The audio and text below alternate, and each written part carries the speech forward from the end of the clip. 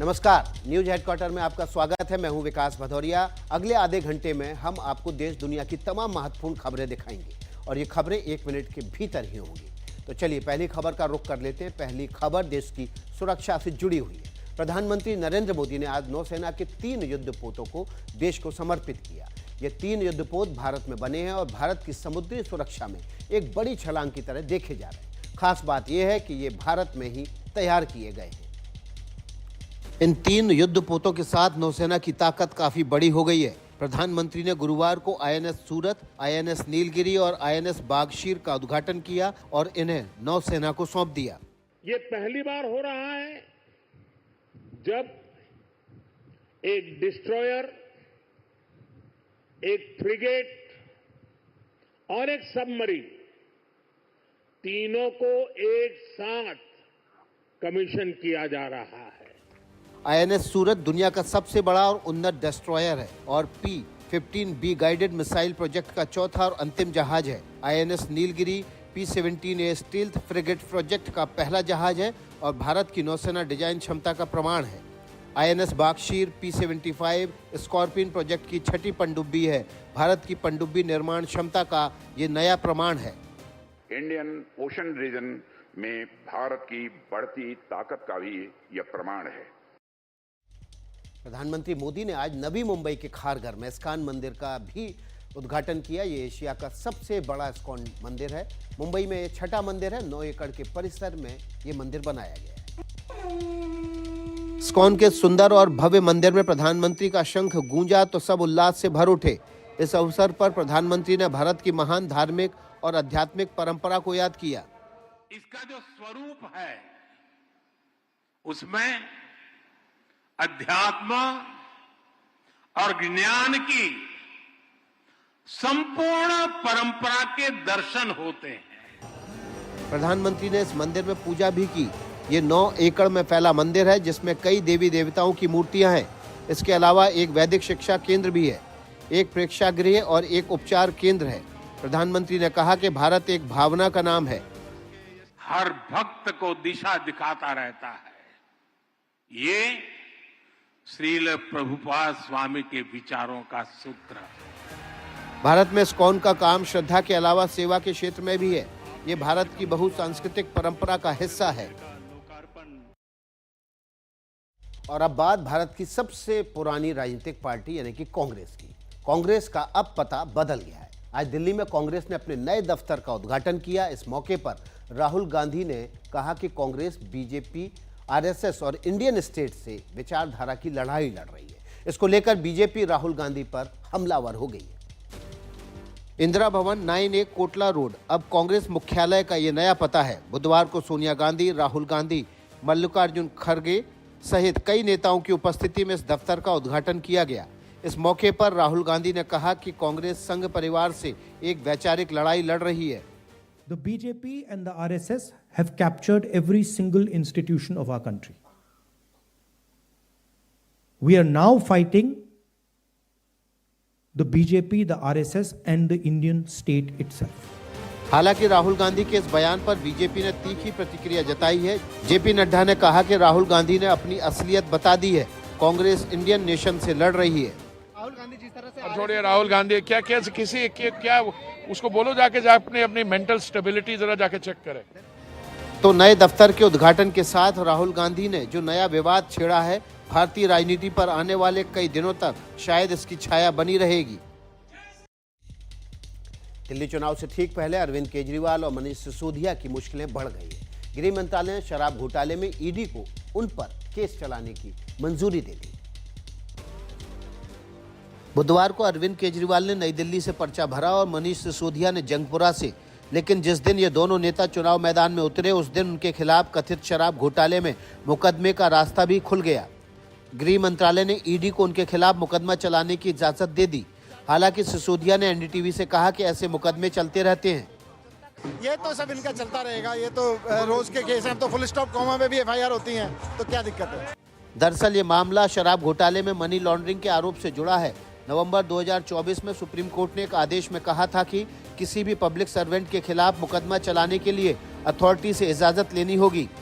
इसी आदेश को आधार बनाकर अरविंद केजरीवाल चार्जशीट के खिलाफ दिल्ली हाईकोर्ट गए थे और उन्होंने कहा था कि चार्जशीट के संज्ञान लेने पर रोक लगाई जाए, लेकिन अब गृह मंत्रालय ने इजाजत देकर यह आधार खत्म कर दिया है। ईडी ने शराब घोटाले में अरविंद केजरीवाल को मुख्य साजिशकर्ता और किंगपिन बताया है। बात उत्तराखंड की, यहां पर अवैध मदरसों के खिलाफ कड़ी कार्रवाई की जा रही है। राज्य के 3 जिलों में लगभग 200 से ज्यादा अवैध मदरसों की पहचान की गई है जो बिना रजिस्ट्रेशन चल रहे थे। हाल ही में सीएम पुष्कर सिंह धामी ने राज्य में मदरसों के वेरिफिकेशन के निर्देश दिए थे। अब ये कार्रवाई शुरू हो चुकी है। उत्तराखंड में एक नहीं, 2 नहीं बल्कि 200 ऐसे मदरसे पाए गए हैं जो अवैध रूप से बिना रजिस्ट्रेशन के चल रहे थे। जानकारी के मुताबिक सबसे ज्यादा ऊधम सिंह नगर, उसके बाद देहरादून और नैनीताल में ये मदरसे पाए गए। कुछ मदरसे हैं, लगभग उनकी तादाद जो बताई गई है 57 यहाँ बताई है देहरादून के अंदर, और इसी तरह से 100 से ज़ायद जो है उधर हैं। अगर ये नियमित तौर से नहीं करते हैं तो वैधानिक कार्रवाई जो है वो ज़रूरी हो जाती है। राज्य के मुख्यमंत्री पुष्कर सिंह धामी ने कहा है कि ऐसे तमाम मामलों की जांच होगी। तो अतिक्रमण हम हटाएंगे और अवैध मदरसे उनका सत्यापन करने के लिए आदेश कर दिए गए हैं। अल्पसंख्यक कल्याण विभाग भी उसको देखेगा, जिलाधिकारी और पुलिस अधीक्षक उस पर पूरी निगरानी करते हुए वेरिफिकेशन ड्राइव भी चलाएंगे। बहरहाल अवैध मदरसों के खिलाफ एक्शन लिया जा रहा है और लगातार कार्रवाई चल रही है। अब देखना होगा कि सिर्फ मदरसों के खिलाफ कार्रवाई की जाती है या फिर उन अधिकारियों के खिलाफ भी जिनकी शह पर ये मदरसे चल रहे थे। चलते हैं ग्वालियर। यहाँ पर फिर झूठी शान के खिलाफ एक हत्या का मामला सामने आया है। ग्वालियर के आदर्श नगर में परिवार ने एक लड़की की गोली मारकर हत्या कर दी क्योंकि वो अपनी मर्जी से शादी करना चाहती थी। खुद लड़की ने अपनी हत्या का अंदेशा जताया था। परिवार वालों ने सबकी आंखों के सामने, यहाँ तक कि पुलिस वालों की आंखों के सामने लड़की को गोली मार दी। घर वालों ने शादी के लिए हाँ कर दी थी, बट फिर मना कर दी और वो मेरे को डेली मारते भी हैं, मारने की धमकी भी देते हैं। ग्वालियर की तनु का अंदेशा सही साबित हुआ। एक गोली पिता ने मारी, 3 गोलियां चचेरे भाई ने, बिल्कुल पुलिस और रिश्तेदारों के सामने। अभी तक की जांच में ये पता चला है कि बेटी कहीं और शादी करना चाहती थी और माता पिता उसके कहीं और शादी करना चाहते थे। इस बात को लेकर उनके बीच में तनातनी हुई और उन्होंने अपने भतीजे के साथ मिलकर अपनी बेटी को गोली मार दी है। मामला ग्वालियर के आदर्श नगर का है। बेटी का कसूर ये था कि वो अपनी मर्जी से शादी करना चाहती थी। परिवार ने कहीं और शादी तय कर दी। 18 जनवरी की शादी का कार्ड भी छप गया, लेकिन उसके पहले बेटी का वीडियो सामने आ गया जिसमें उसने कहा कि वो किसी और से शादी करना चाहती है। इसको लेकर पंचायत भी बैठी, पुलिस भी आई, लेकिन सब पर भारी पड़ी झूठी शान। पिता गिरफ्तार है और चचेरा भाई फरार। बात कर लेते हैं मेटा की। फेसबुक की पेरेंट कंपनी मेटा ने आज भारत से माफी मांगी है। मेटा के प्रमुख मार्क जकरबर्ग ने पिछले दिनों भारत को लेकर एक गलत बयानी की थी। इसको लेकर भारत सरकार उन्हें सम्मन करने की तैयारी में थी। मार्क जकरबर्ग को यह नहीं पता था कि इस साल किन देशों में चुनाव के क्या नतीजे रहे हैं। उन्होंने एक स्वीपिंग स्टेटमेंट की तरह भारत का नाम भी उन देशों में जोड़ दिया जहां कोविड के बाद सरकारें चली गईं। इस बयान पर भारत ने तीखी प्रतिक्रिया जताई। केंद्रीय मंत्री अश्विनी वैष्णव ने ट्वीट कर कहा कि जकरबर्ग को समन किया जाएगा। बीजेपी सांसद निशिकांत दुबे ने भी इसे गंभीर मामला बताया। हम मेटा के लोगों को बुलाएंगे, उनको माफी मांगनी पड़ेगी और नहीं तो उनके ऊपर जो भी कानून सम्मत कार्रवाई होगी वो हमारी कमेटी रिकमेंड करेगी। लेकिन अब मामले की गंभीरता समझते हुए मेटा की भारतीय इकाई ने इस मामले में माफी मांगी है। उसने कहा कि भारत एक महत्वपूर्ण देश है। मेटा इस चूक पर माफी मांगता है। इसके बाद सांसद निशिकांत दुबे ने पोस्ट कर कहा कि ये मामला खत्म होता है, लेकिन मेटा पर भारत के आरोपों का सिलसिला जारी है। सूचना प्रसारण मंत्रालय के सलाहकार ने आरोप लगाया है कि फेसबुक का एल्गोरिदम इस तरह किया गया है कि कुंभ और उसके साधु साध्वियों के पोस्ट कम नजर आए। दक्षिण कोरिया, यहाँ के पूर्व राष्ट्रपति यून सुक योल को गिरफ्तार कर लिया गया है। हालांकि इस गिरफ्तारी से पहले अधिकारियों को खासी मशक्कत करनी पड़ी। यून की सुरक्षा टीम से उनकी हाथापाई तक नौबत आ गई। बीते साल दिसंबर में दक्षिण कोरिया में मार्शल लॉ लगाने की नाकाम कोशिश के बाद हटाए गए राष्ट्रपति यून सुक योल को गिरफ्तार करने के लिए 1000 पुलिसकर्मी और अधिकारी लगे हैं। ये दूसरी बार था जब वो अरेस्ट वारंट तामील कराने की कोशिश कर रहे थे।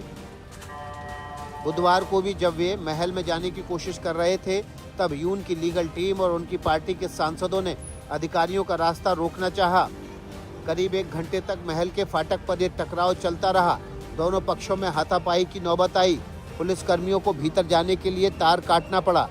इसके पहले राष्ट्रपति की सुरक्षा में लगी टीम ने महल के बाहर बसों की कतार खड़ी कर दी थी, जिसके पार जाने के लिए टीम को सीढ़ियों का इस्तेमाल करना पड़ा।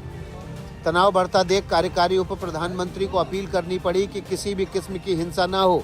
दरअसल 3 दिसंबर को दक्षिण कोरिया में आपातकाल लगाने की कोशिश के बाद वहां माहौल अभी तक सामान्य नहीं हो सका है। तो चलते हैं अब समंदर के पार। अमेरिका लॉस एंजलिस में लगी आग थमने का नाम नहीं ले रही है। इस आग में 24 लोग मारे जा चुके हैं, हजारों विस्थापित हो चुके हैं। अब उनकी मदद की मुहिम चल रही है। दूसरी तरफ कुछ लोग खाली कराए गए घरों में लूटपाट करते हुए पकड़े गए।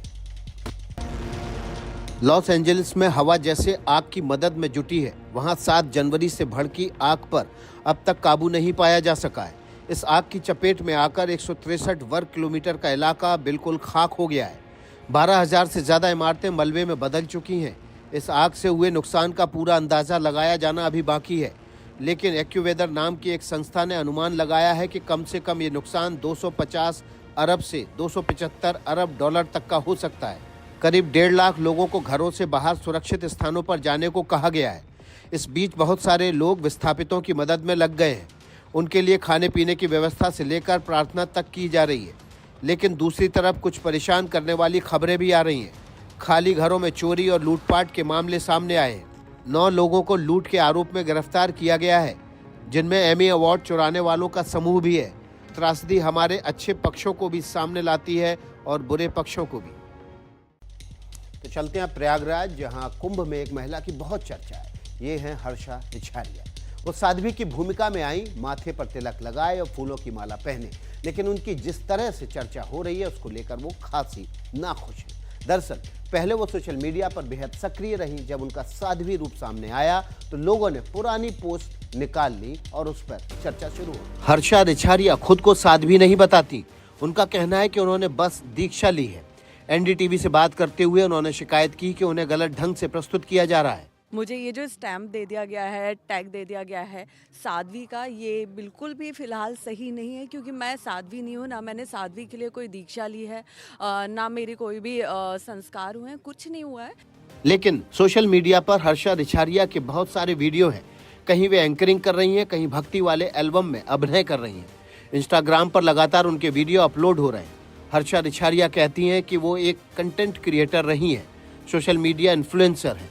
फॉलोअर्स बढ़े हैं, लेकिन अभी लोगों का बहुत ज़्यादा मैं नेगेटिव चीज़ें भी फेस कर रही हूँ। फिलहाल वो खुद को निरंजनी अखाड़ा के आचार्य महामंडलेश्वर स्वामी श्री कैलाशानंद गिरी जी महाराज की शिष्य बता रही हैं।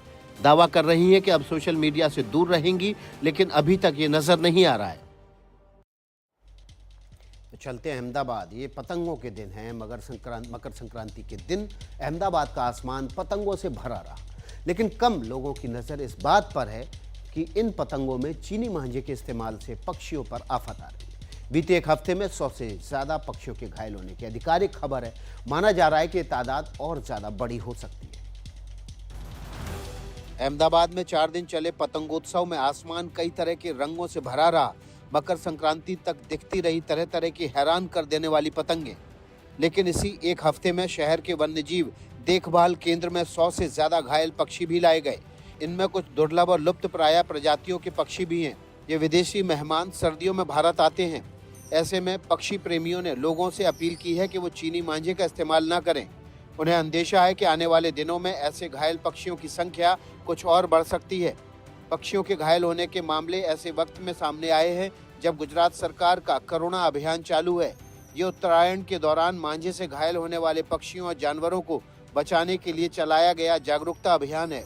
इसी हफ्ते सूरत में एक शख्स के चीनी मांझे की चपेट में आकर जान गंवाने की खबर आ चुकी है। वहां अब ऐसे माता पिता गिरफ्तार किए जा रहे हैं जिन्होंने अपने बच्चों को चीनी मांझा दिलाया है।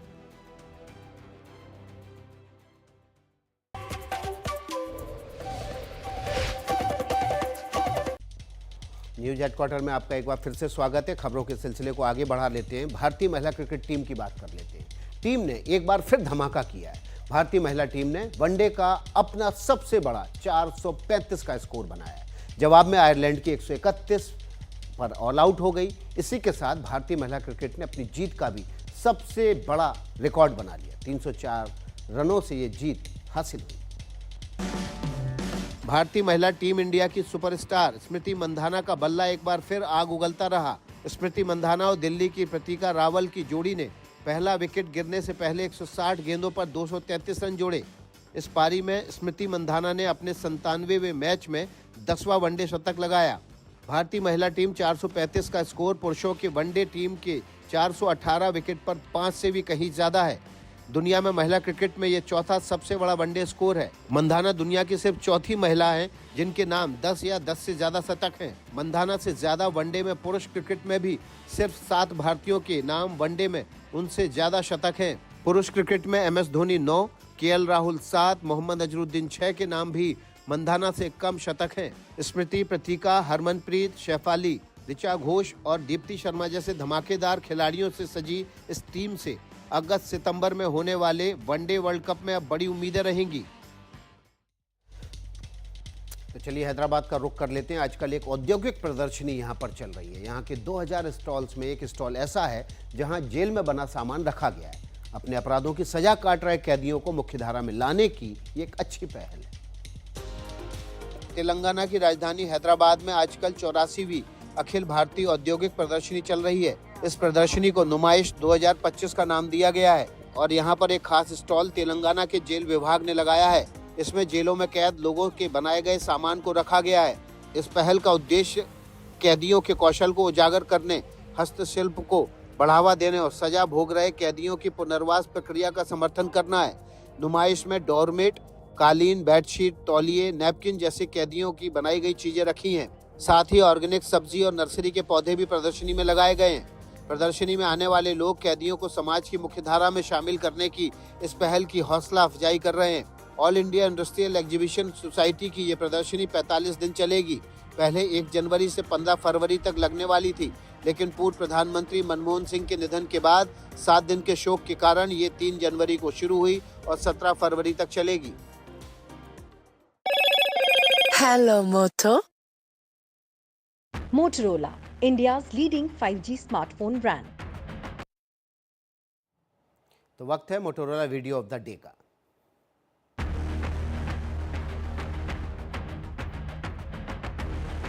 तस्वीर देखिए, महाकुंभ में कांटों वाले बाबा की चर्चा जोरों पर है। ये बाबा कांटों पर लेटकर खाते पीते हैं और तपस्या करते हैं।